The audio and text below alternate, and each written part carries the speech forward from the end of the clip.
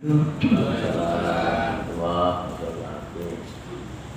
pendapat Bapak terkait dengan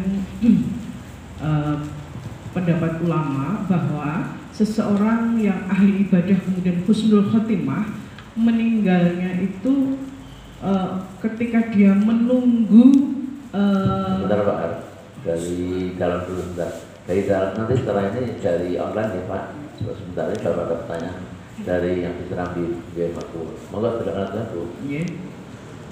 Seseorang yang ahli ibadah kemudian meninggal husnul khotimah itu ketika dia meninggal sampai menunggu hari kiamat itu seperti hanya tidur sehari atau setengah hari.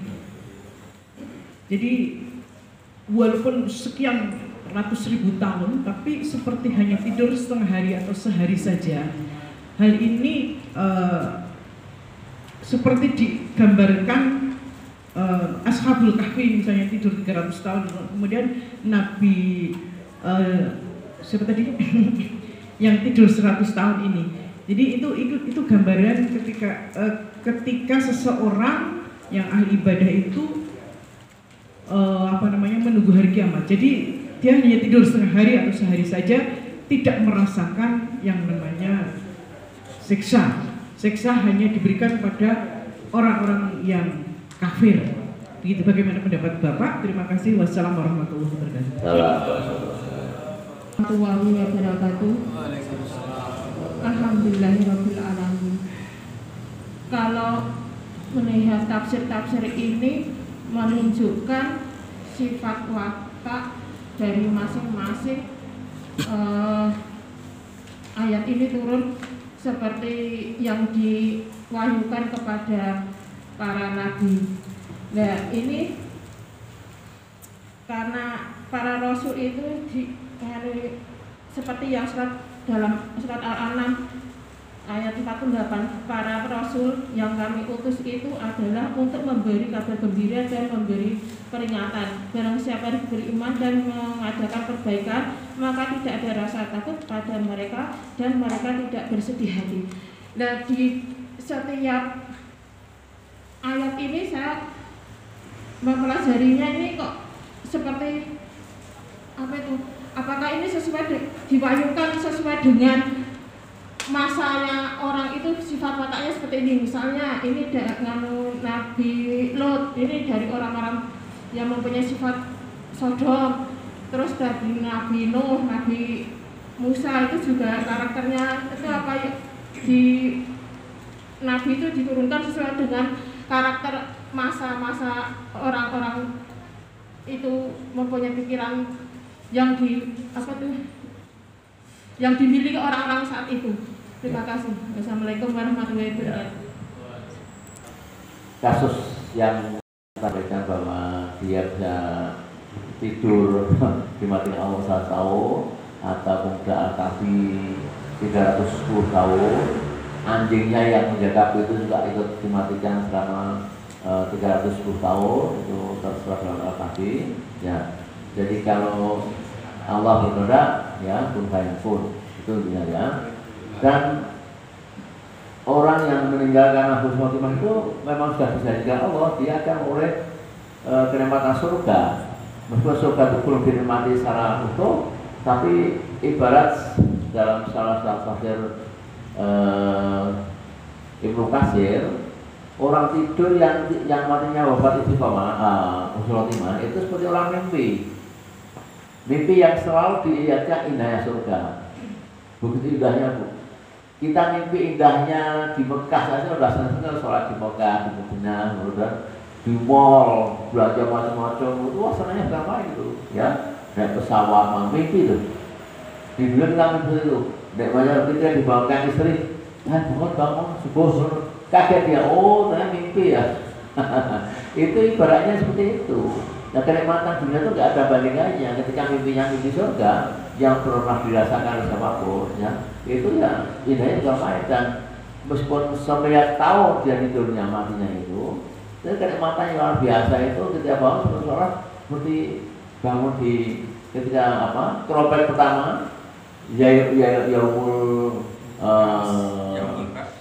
yaumul bad ya, kebangkitan.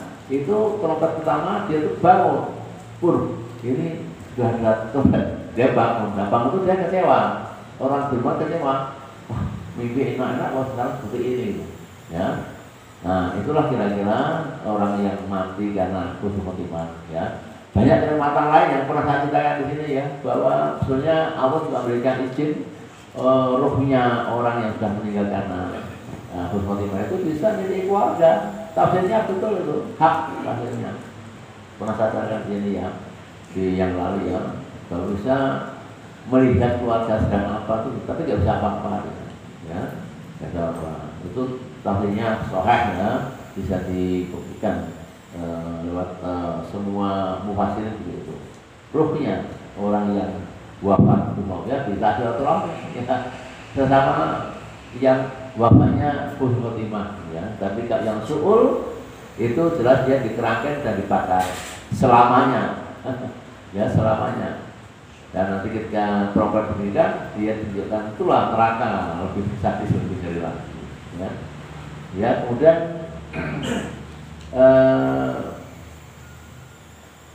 jadi kalau dalam ayat Quran itu ada satu potongan ayat asal rasul basiron wa nadhiron itu ya, apa kabar baik dan peringatan. Wa nadhiron bukan Pak Wandi ya, Wandi ya.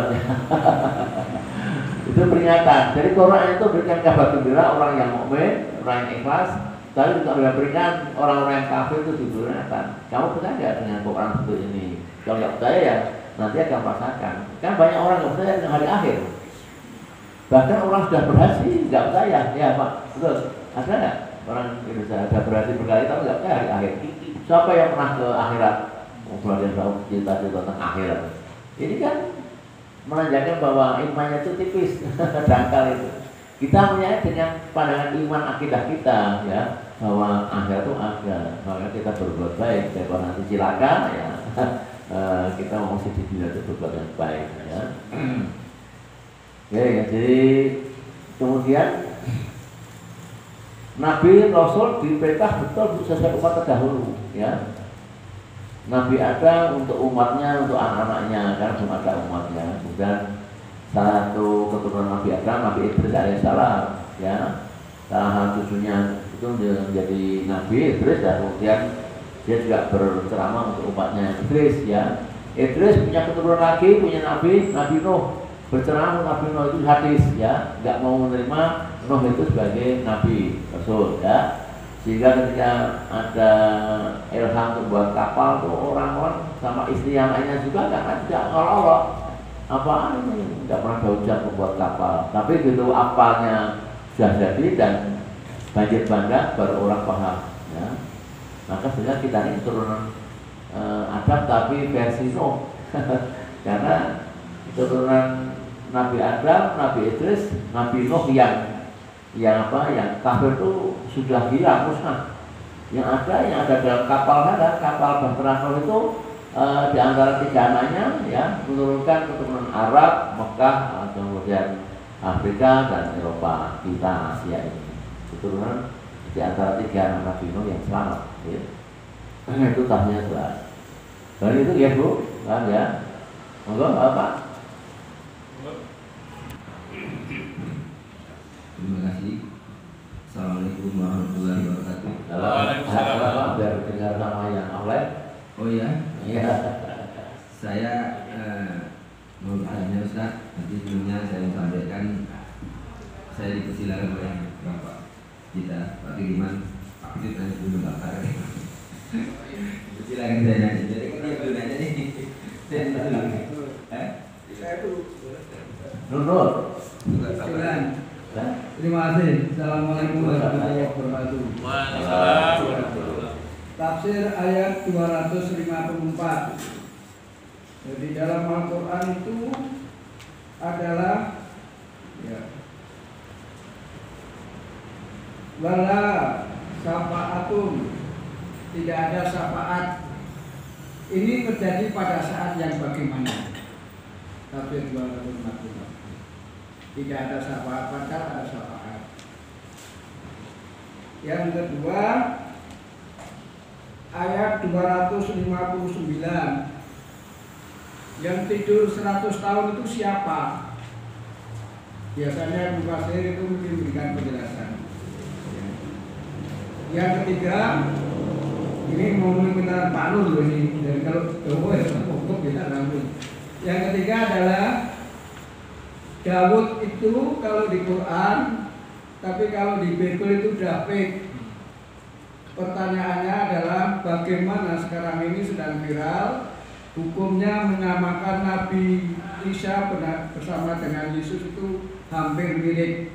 Berarti Quran dengan Injil mirip gitu. Hukumnya bagaimana kalau kita menyamakan Nabi Isa dengan Yesus? Terima kasih. Assalamualaikum warahmatullahi wabarakatuh. Terima kasih. Assalamualaikum warahmatullahi wabarakatuh. Waalaikumsalam. Saya mau bertanya Ustaz, mohon izin. Saya cuplik tadi dari materi yaitu tentang tadi Ustaz menyatakan dalam ayat Al-Quran bahwa itu la ikrahafiddin fakta bayanan minarusdul minarwayi. Nah di situ kan kalau terjemahannya tafsirnya mungkin juga tidak ada paksaan dalam beragama. Artinya Allah tidak memaksa kita beragama siapapun. Itu artinya kalau menurut kita pahami. Tapi dalam kita beribadah, setelah kita beriman, ini memang harus dipaksa.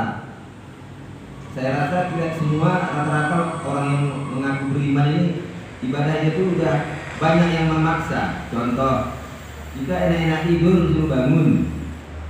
Sholat subuh terutama kan wajib tuh. Kan artinya kita harus memaksa diri kita itu. Kalau nggak kita paksa diri kita, nggak kita latih, makanya banyak orang yang nggak sholat subuh. Begitu juga bersedekah. Wah, aku yang mencari uang banyak, aku yang ngumpulin, kok disuruh sedekah? Memang harus dipaksa kita bersedekah, berzakat, berinfak dan seterusnya. Berhaji juga gitu. Itu kan memaksa. Hingga dia sayang mengeluarkan uang puluh juta itu, bahkan ada yang ratusan juta. Sebenarnya memaksakan diri itu Ustaz. Secara pribadi, kita nggak boleh maksa sama orang, memang itu pasti. Tidak boleh kita paksa orang untuk beribadah. Nah ini banyak dimanfaatkan oleh mungkin keluarga kita yang imannya masih kan tahu ya Tuhan itu nggak sholat, kan nggak boleh dipaksa kan gitu, kan nggak boleh maksa diri ya gitu, nggak puasa, nggak sedekah.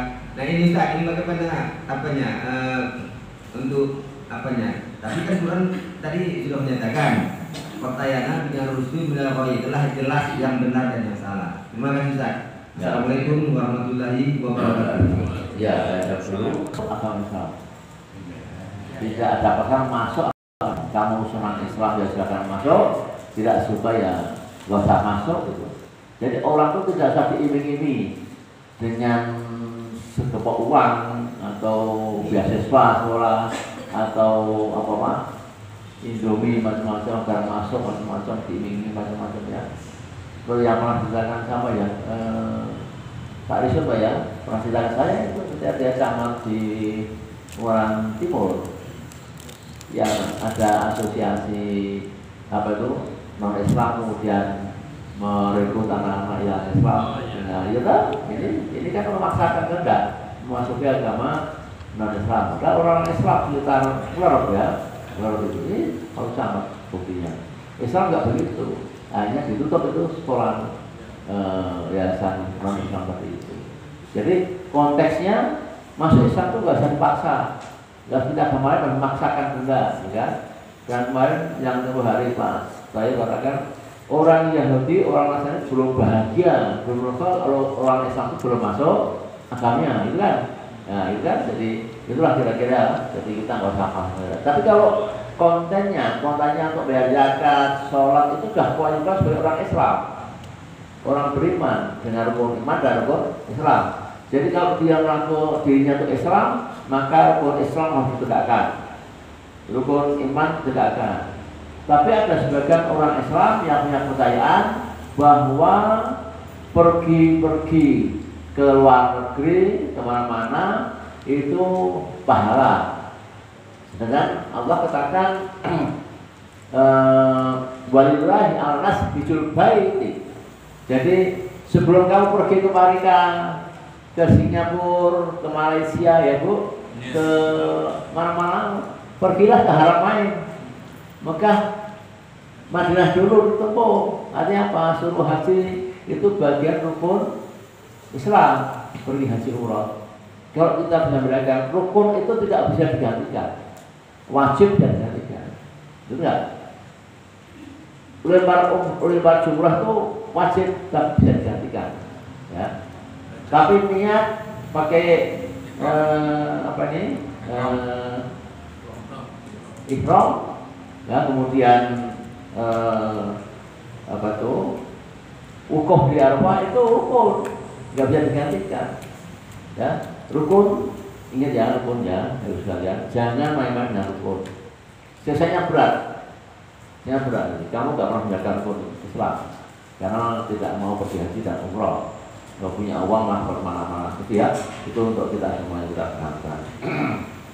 Kemudian syafaat di 254 itu, jadi jual beli syafaat itu ya saat ini. Pak, kok saya minta tolong dibantu, ada orang yang butuh bantuan, ya. Ini syafaat ini adalah jual beli, pahalanya masih bisa mengalir jariahnya itu. Nabi ada datang suatu hari tidak lagi ada syafaat, tidak lagi ada jual beli, maka pahalanya hilang, nggak ada yang bisa terima. Itu maksudnya begitu ya syafaatnya. Kemudian siapa yang tidur sama Uzair? Ya, di ayat 29 itu berapa Uzair, orang Yahudi tapi ya karena dia kufur, ya, itu yang diberikan Allah dan menurut dia ya pagi dan sore, ya.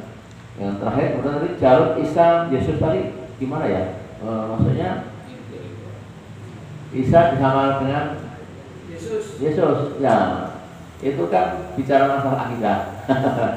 Mereka menyampaikan bahwa Isa itu adalah putra, anak Tuhan, kan? Jadi kalau udah yakin percaya itu ya gimana ya, lakum dinukum waliyaddin, kan? Kita nggak bisa merubah keyakinan itu karena kecuali hidayah Allah, ya. Hidayah Allah baru bisa yakin orang itu yakin bahwa itu bukan Tuhan, tapi itu adalah manusia biasa, ya. Ingat pendeta Bahira bahwa yakin Yesus itu bukan Tuhan, anak Tuhan. Pendeta Bahira yang melihat bahwa Muhammad kecil ini adalah calon nabi, ya, mau dilindungi, segera suruh pulang, kan, Bahira. Dan Bahira mengaku bahwa Yesus itu bukan Tuhan, Isa itu bukan Tuhan, ya. Tapi manusia itu Allah, ya. Gitu ya.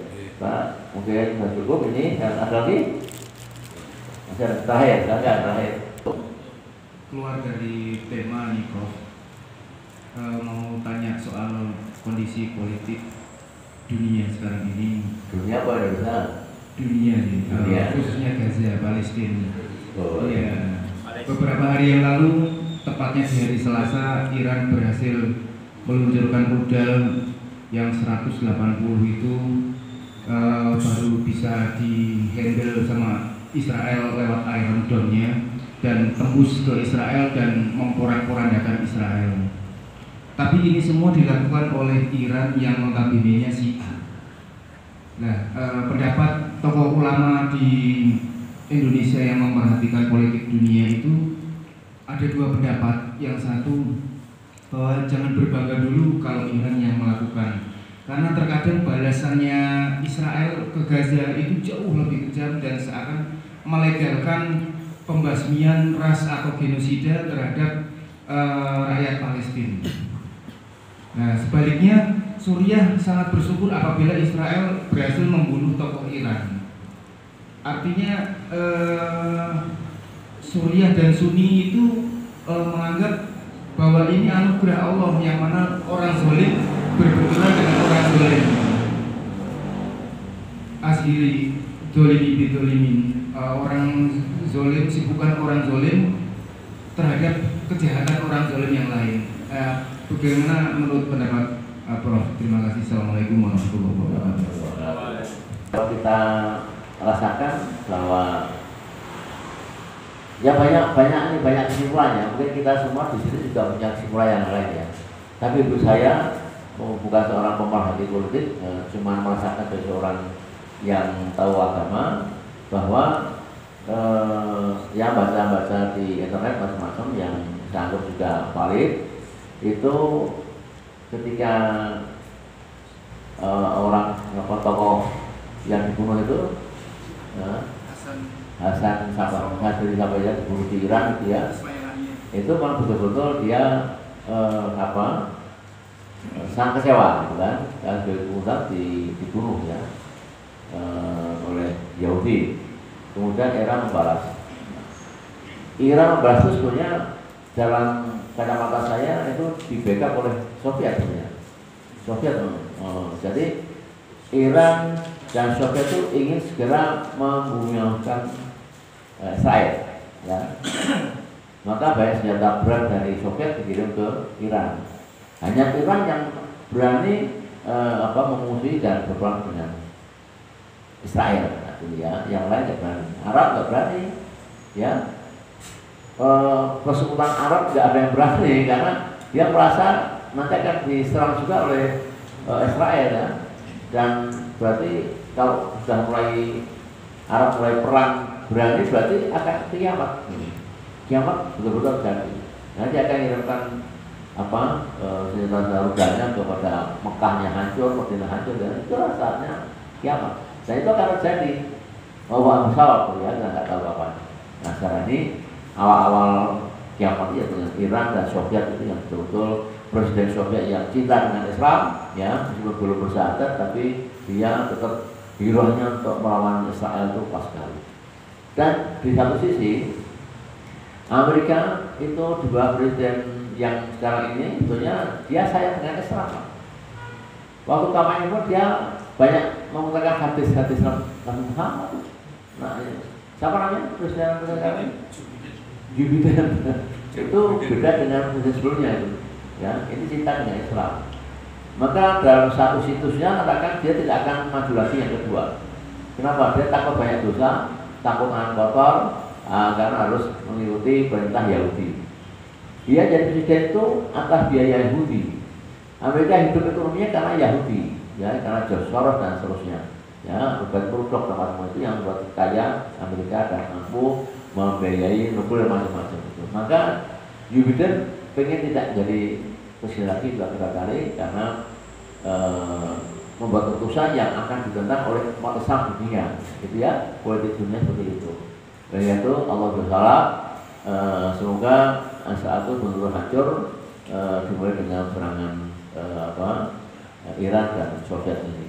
Perkara ada Israel, Allah SWT kita serahkan pada Allah tahu. Dan kali itu Bapak Ibu sekalian, untuk yang saya mesti selesai, saya akan menjawab pertanyaan dari yang di online yang sudah menunggu. Dan terima kasih. Sepundur, sampai jumpa Sabtu depan lebih meriah lagi panitia pengurus untuk menghadirkan teman-teman yang lain dan nasi kebuli nasi goreng terserah yang terbaik lah untuk tamu-tamu kita ulang tahun. Demikian, assalamualaikum warahmatullahi wabarakatuh. Monggo Pak Andi. Majelis subuh yang dimuliakan Allah dan dirahmati Allah, dan kita sama-sama mencari ridho yang Allah. Alhamdulillah kita masih diberi kekuatan iman dan Islam dapat duduk di satu majelis ilmu tamu-tamu surga. Bosan kita dengarkan tausiah dari Bapak kita Ustaz Haji Muhammad Umar Siddiq, kita kesankan dalam hati dan niat kita untuk amalkan dan kita sampaikan kepada saudara yang lain. Dan untuk sempurnanya majelis ini tidak menjadikan majelis yang sia-sia, marilah majelis ini kita tutup dengan doa kifarat majelis. Subhanakallahumma wa bihamdika asyhadu an la ilaha illa anta astaghfiruka wa atubu ilaik. Assalamualaikum warahmatullahi wabarakatuh.